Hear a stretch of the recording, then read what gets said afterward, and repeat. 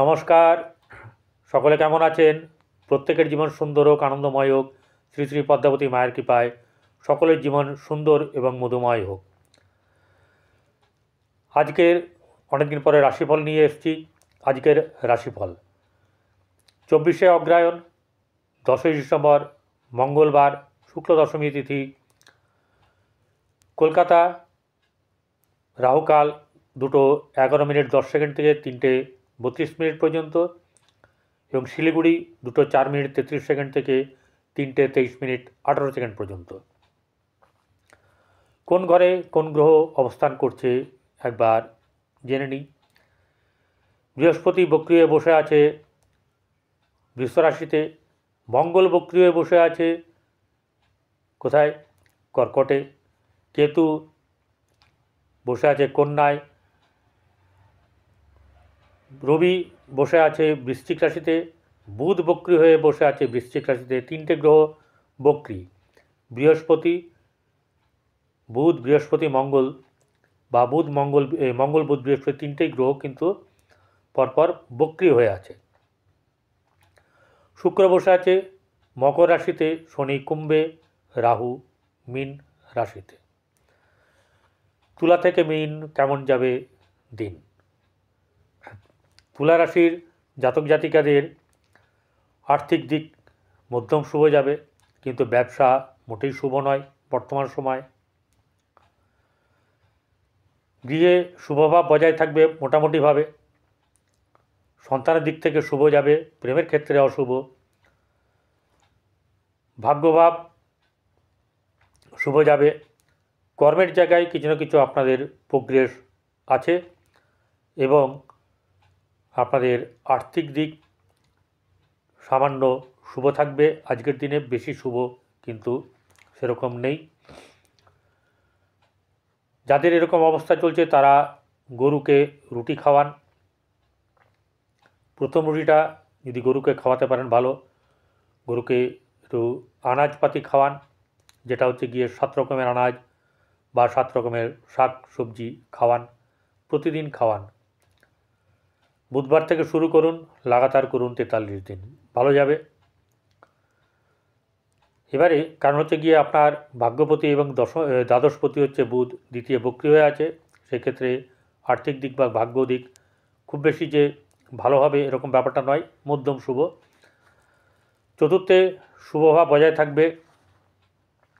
পঞ্চমে আপনার প্রেম ক্ষেত্রে অশুভ, কিন্তু সন্তানের দিক থেকে বেশ ভালো শুভ যাবে। এবং আপনার যে বৈবাহিক জীবন সেটি খুব একটা ভালো না।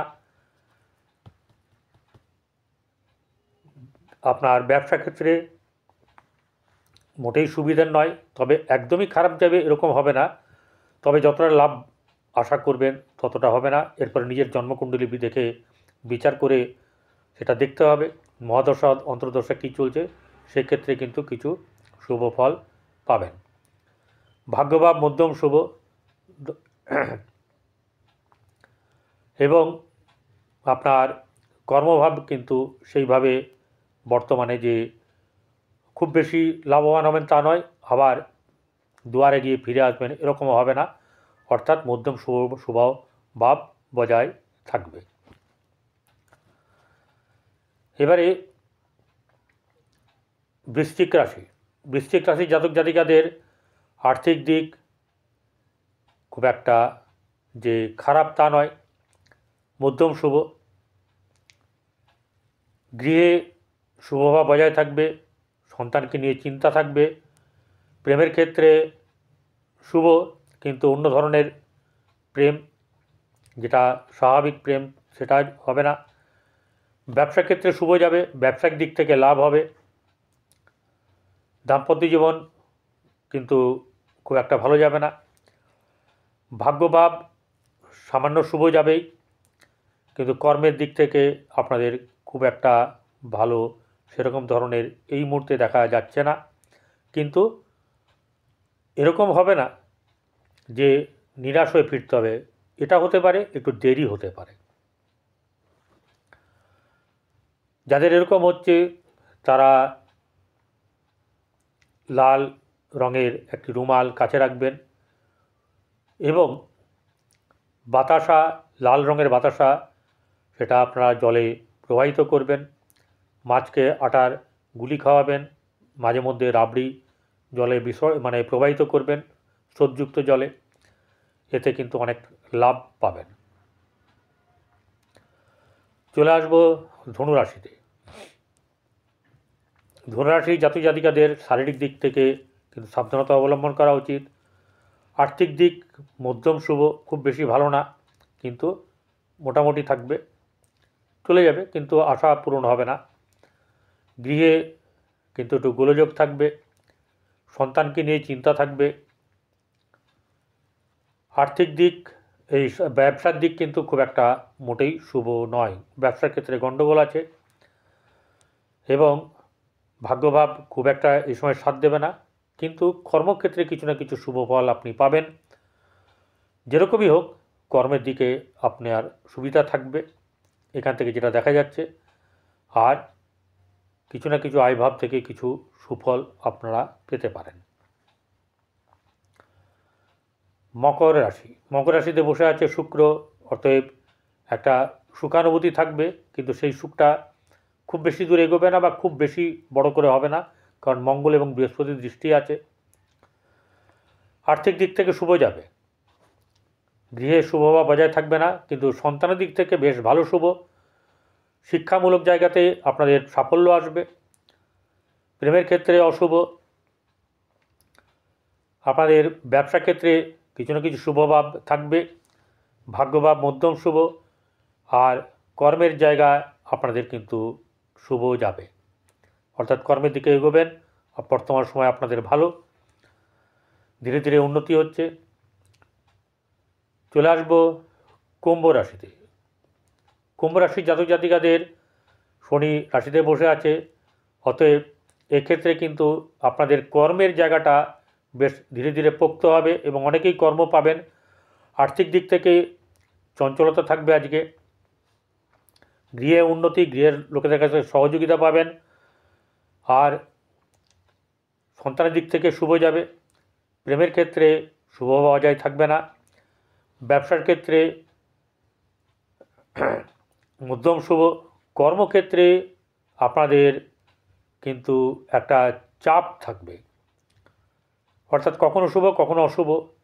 এই একটু এগোলো তো মনে হবে যে আবার কিছু খবর এলো যে সেটা অতটা শুভ নয়, কিন্তু আফটার অল আপনি গেইন করবেন, আপনার প্রফিট আপনি পাবেনই।